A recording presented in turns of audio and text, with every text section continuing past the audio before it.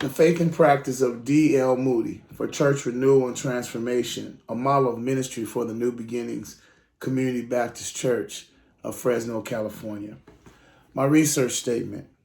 This research examines the faith and practice of D.L Moody and his ministry of church renewal and transformation in urban Chicago from 1850 to 1899. And it's done to serve as a means to assist the New Beginnings Church of Fresno, California, with developing a plan for ministry transformation. The research questions that I had were: what was the faith and practice of D.L Moody? What was his ministry of renewal and transformation for inner city Chicago? And what can New Beginnings Church learn from the D.L Moody model? And number 4, how will multiracial, multicultural, multilingual, and multinational issues be addressed in the urban context of Fresno, California? What did I discover in this research? I discovered that the D.L Moody model of ministry has become a blueprint for the New Beginnings Community Baptist Church of Fresno, California. D.L Moody was an amazing character. He is known throughout Christian history as an evangelist who had a soul, or heart rather, for reaching the inner cities with the good news of Jesus Christ. D.L Moody was an evangelist who was called by God to reach a demographic of people that were immigrants, they were poor, they were considered working class individuals, and they were marginalized folks who had come to the metropolitans of North America. D.L Moody's ministry began in the early 1850s, and it went through the late 1890s. Throughout this time, he was known for being one who was a soul winner, is what the writers would say. He loved winning people for Jesus. He started off as a Sunday school man, the literature refers to. And as a Sunday school man, his ministry was to recruit street people, children. These were non-Christians or non-church-going individuals to attend Sunday school. His ministry began to develop in the early 1860s as a Sunday school man. He became known throughout the world for this great ministry. He also was a very successful entrepreneur. He was a shoe salesman. And that's how he built his bivocational ministry, by working, selling shoes, and then also winning folks and doing evangelism in the inner city. There's a lot to tell. And as I walk through the 5 chapters of this presentation, in which you've all had the opportunity to read, here's what I discovered. In chapter 1, I found out who D.L Moody was and why I was interested in his work. And I discovered what I had in common with D.L Moody's ministry today. Number 1, D.L Moody was a lot like me. He was a poor individual who had grown up. His father was murdered when he was 4. My father was murdered when I was 4.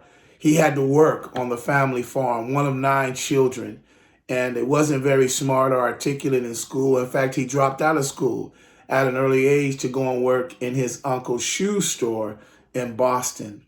And it was there that D.L Moody discovered a passion and an entrepreneur ability to sell shoes.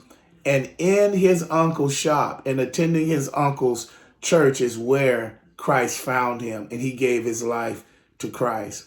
Why I was interested in D.L Moody? Because D.L Moody had a passion for winning lost people to the kingdom. He was interested in the immigrant. He was interested in the drug addict. He was interested in the orphan. He was interested in the down and outs in society. And he felt called to reach that demographic because that's the demographic that he could relate to. Now, what does he and I have in common today in urban ministry?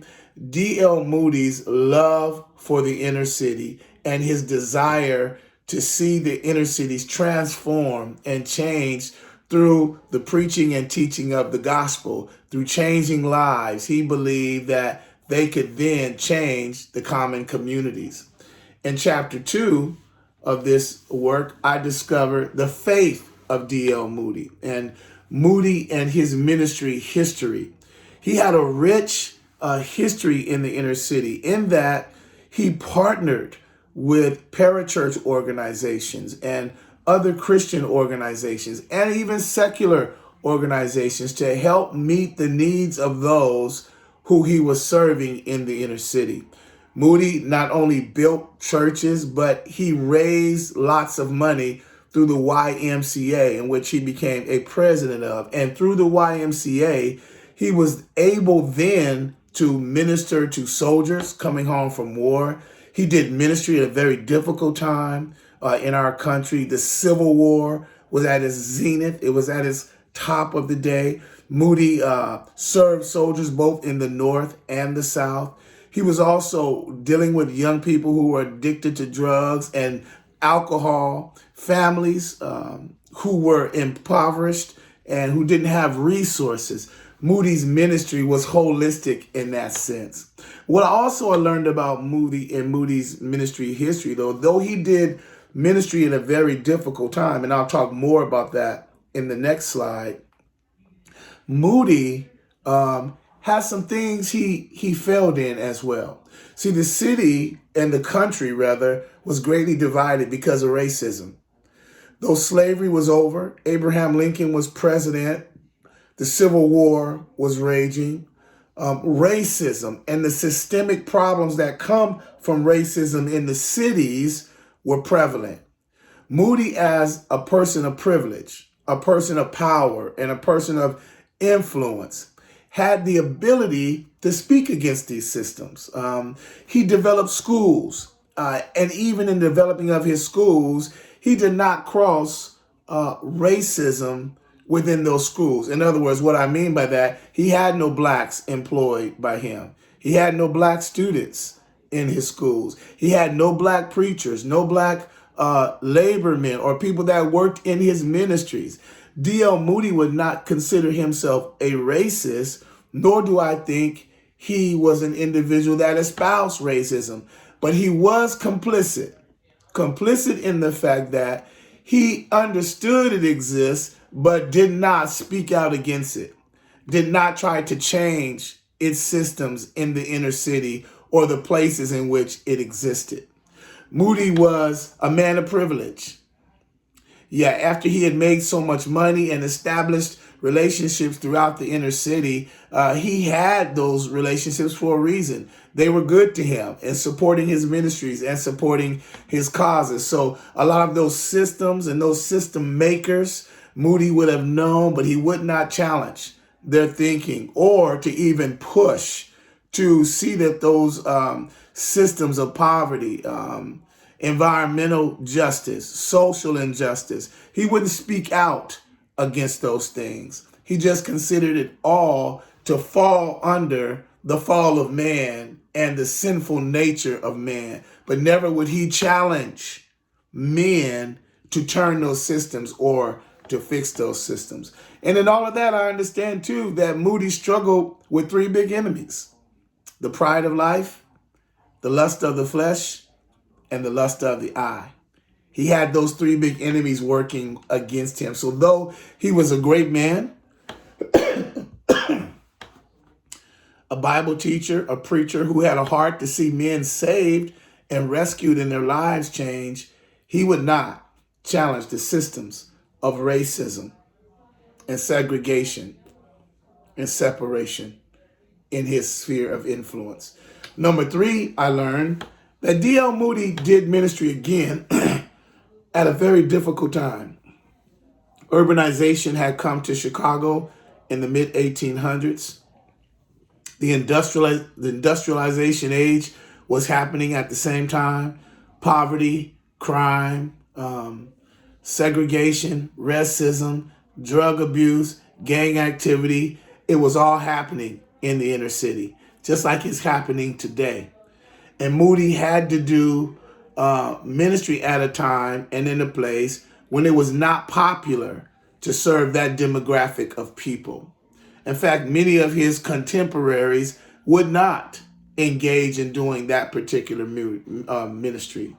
And Moody yet knew that God had called him to do that. When we see him in the latter part of his ministry, he had developed schools, seminaries for girls, schools for young boys.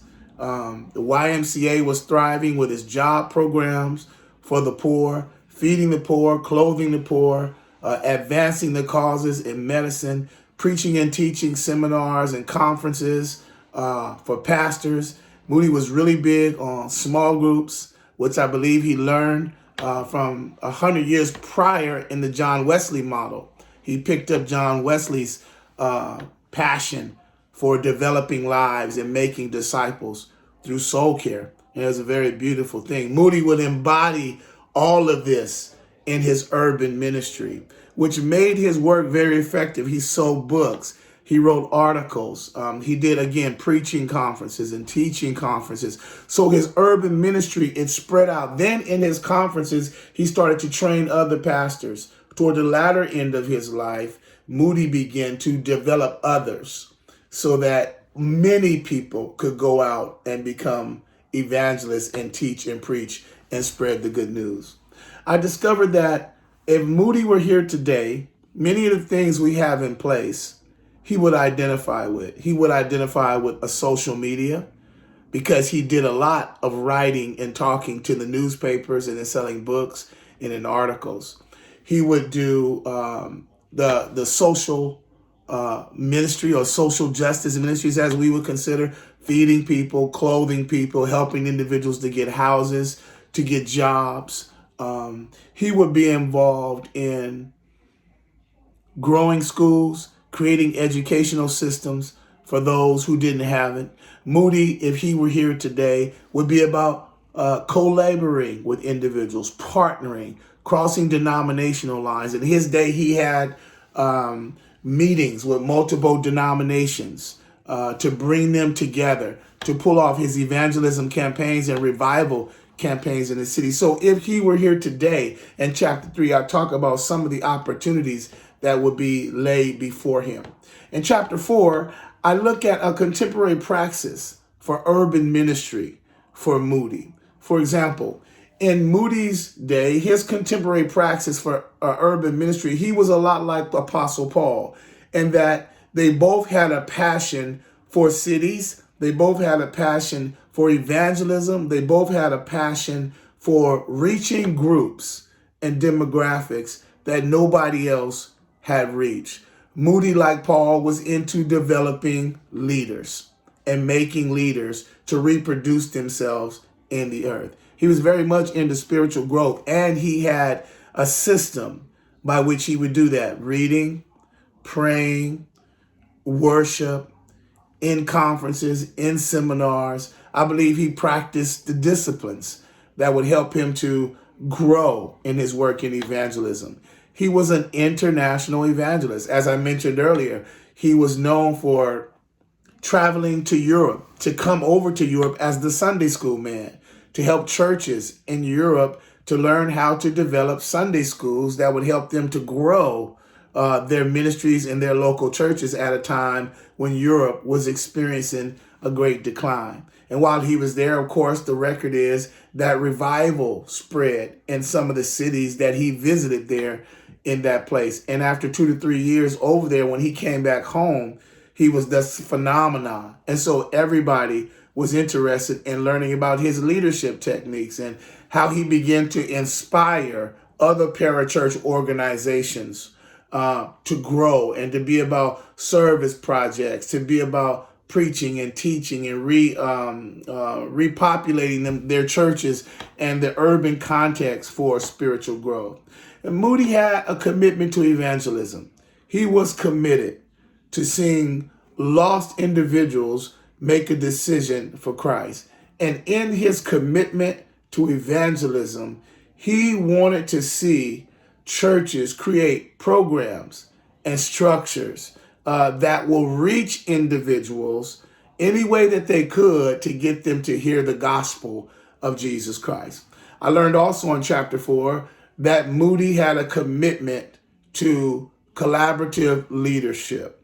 When we see his revivals and we see him travel to Boston, to New York, to Chicago, to the big cities in the 1800s, he was collaborating with associations, with denominations, with parachurch organizations. Again, he was a YMC man, so he understood the need for partnerships. He worked with businesses and he brought them all in the table together to build networks and associations that could help him to reach more people with the good news of Jesus Christ.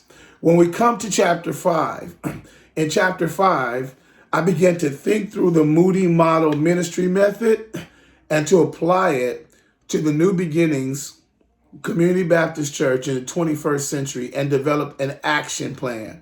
And in this action plan for New Beginnings, I take a good look at how Moody worked through his collaborations, how Moody had an evangelism system in place, how Moody had a commitment to discipleship. And in chapter 5, I lay out what is called a 7-stage discipleship program for the New Beginnings Church. I lay out a commitment to kingdom diversity, which I don't think that Moody had. I think Moody had an awareness of diversity, what I would call a secular diversity, but not an awareness of kingdom diversity. And the two are distinctly different. In secular diversity does what I call 3 things. It separates, it segregates, and it subjugates. It doesn't welcome inclusion, it demands inclusion.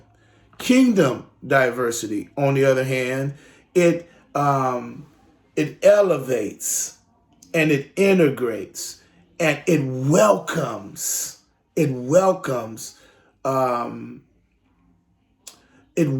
individual to the table. It invites the collaborative ideas and passions for the kingdom, because it recognizes that diversity is God's idea. It's not man's idea. And so it's not worried about the systems and the structures of this world, because we're not of this world. We're in the world, but we're not of the world. So kingdom diversity, it welcomes that. And kingdom diversity has to become one of our kingdom guiding principles in the New Beginnings Church if we're going to handle the multicultural, multinational, multiracial problems that we have in Fresno, California. And then we have to have a leadership structure in place, a leadership structure that identifies kingdom diversity, that operates with kingdom guiding principles, that operates with the kingdom mandate, that's focused on evangelism and discipleship, and on the discipleship and multiplication process, right? It has to be those things. And in chapter 5, you'll see my action plan for the New Beginnings Church. In closing, my action plan consisted of launching a 16-week preaching and teaching campaign, followed up with a corporate Bible study, followed up with individual small group development. And then after the course or the end of those 16 weeks, following up with an end of the year church conference that would help to strategize and to put this plan into action in every area of the church. New Beginnings has 20 plus different ministries, and each one of those ministries will go through this training ritual and regimen so that we can bring all of the church on board simultaneously to accomplish the Moody model method of ministry. It's a very big plan. I'm excited about it. We've already started it. In addition to this dissertation has helped me. I'm a part now of a 24-month evangelism campaign in our city with multiple churches. It's a 24-month campaign, and we are working together monthly to provide evangelism events in our local churches. And at the end of 24 months, we will have one big evangelism campaign or event in our local convention center together as we work together as churches to win the lost with the good news of Jesus Christ. In addition to that, I have redeveloped and revamped our Angelos Biblical Institute. It is a Bible institute that helps to train indigenous leaders in third world countries. Right now, we're operating in 4 different countries, in Africa and 1 in Germany, in Europe, in Germany. And then we are also offering classes and courses for local pastors here in the inner city who have not had opportunities to receive formal training in learning how to preach and teach God's word, or to develop evangelism and missional strategies. So this study in D.L Moody has helped me to look at a model in the 1800s and bring it to our current context, and to see how it works, what it could look like, and what are the differences. So I want to thank you so much for your time, and thank you for all that you've done for me. And I'm so grateful that I've had the privilege to study with you here at Azusa. May the Lord bless you and keep you.